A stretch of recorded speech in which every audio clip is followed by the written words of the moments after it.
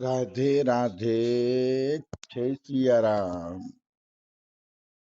આપણે આમ તો ગયા પ્રસાદ પંડિતજીનું ચરિત્ર ચાલે છે, પણ એની મારાથી તૈયારી નથી થઈ હજી, મહેમાન હતા એટલે આજથી આપણે કૃષ્ણદાસનું ચરિત્ર ચાલુ કરશી, જેની તૈયારી મેં કરી છે.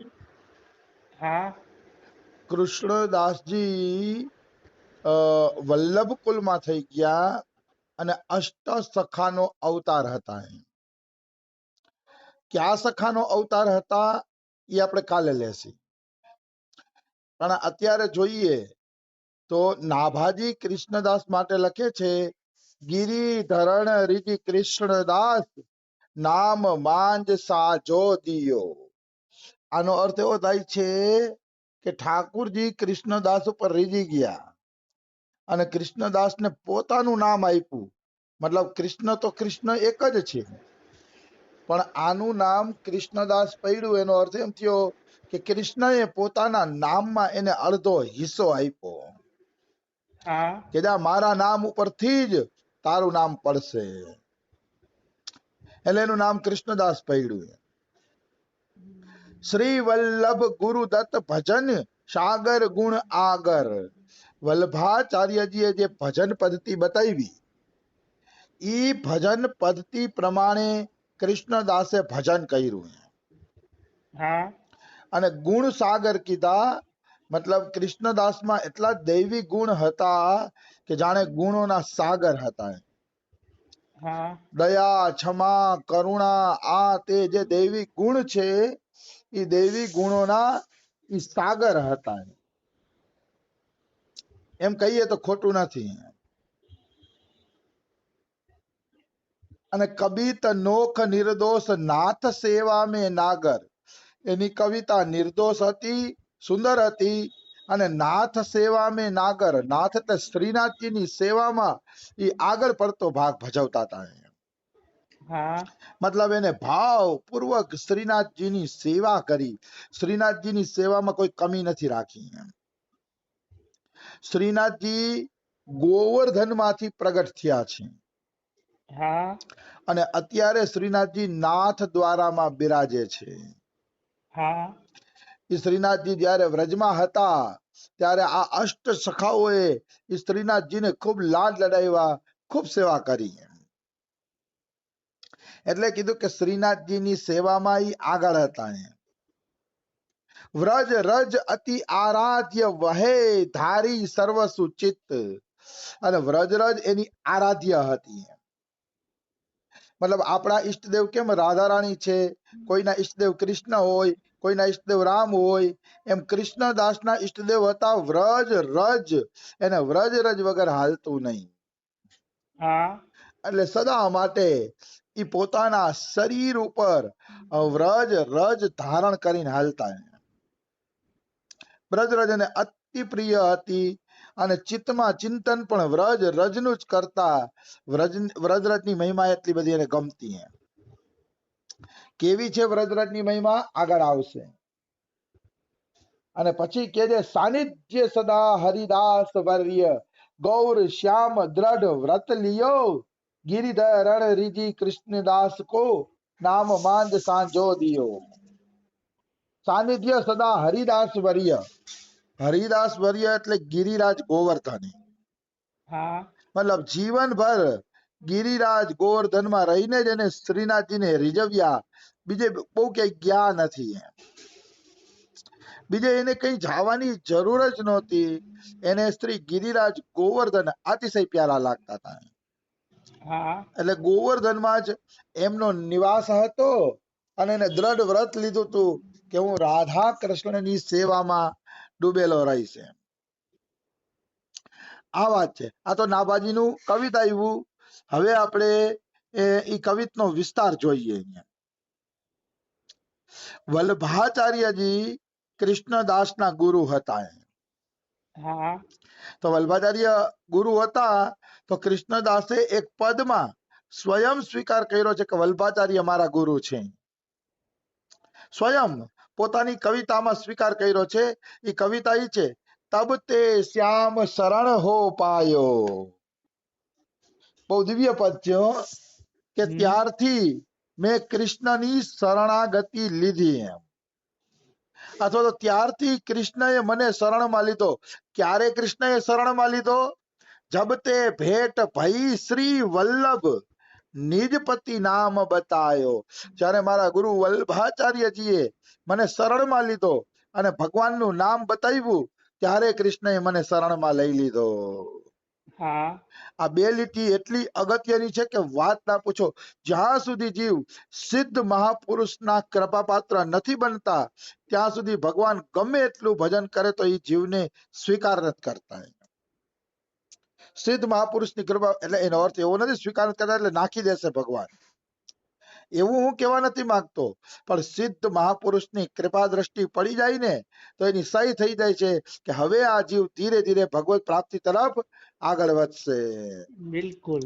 પછી ભલે તમારો ગુરુ શિષ્યનો સંબંધ ન થાય, પણ તમે શ્રદ્ધાથી પણ સંતના દર્શન કરી લો કે આહા આ તો મહાપુરુષ છે, ભગવત પ્રાપ્ત મહાપુરુષ છે, શ્રદ્ધાથી પણ દર્શન કરી લીધા તો નિશ્ચિત રૂપે એ સંતની કૃપા તમને મળી ગઈ. પછી ધીરે ધીરે ધીરે ભગવાન તમને અપનાવી લેશે.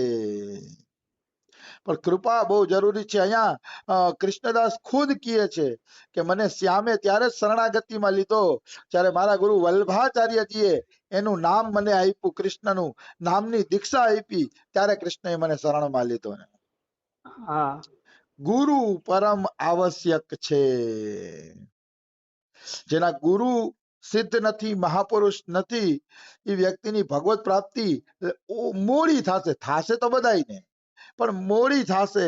અને સારા ગુરુ મળી ગયા, સહી સહી શાસ્ત્ર અનુસાર હાલવા વાળા ગુરુ મળી ગયા, બહુ ઝડપથી ભગવત પ્રાપ્તિ થઈ જશે. પછી હું કીધું વલ્ભાચાર્ય દીક્ષા આપી, પછી શું થયું?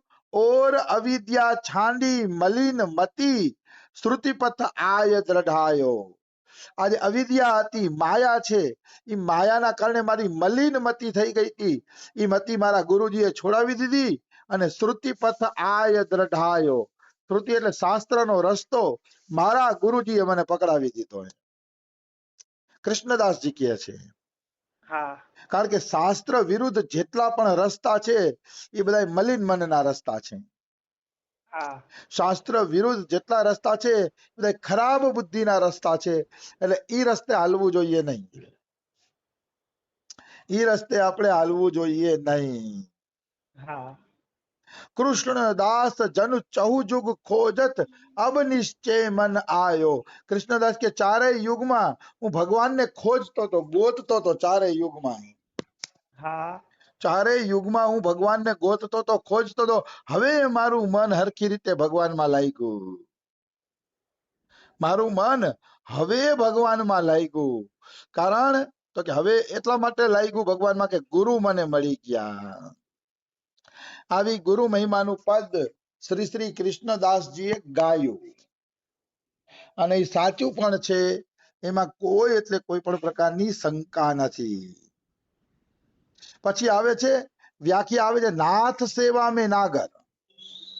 મતલબ શ્રીનાથજીની સેવામાં કૃષ્ણદાસજી બહુ આગળ પડતા હતા. શ્રીનાથજીની સેવા ભાવપૂર્વક કરતા અને આગળ પડતા રહીને સેવા કરતા. તો એની સેવાથી સંતુષ્ટ થઈને વલ્ભાચાર્યજીએ એને અધિકારીની પદવી આપી કે સેવામાં તમારા જેવો અધિકારી કોઈ નથી. હા એટલે જ કૃષ્ણદાસ અધિકારી બોલાય છે. વલ્લભ કુલમાં કૃષ્ણદાસ અષ્ટસખાનો અવતાર છે અને વલ્લભ કુલમાં કૃષ્ણદાસ અધિકારી બોલાય છે.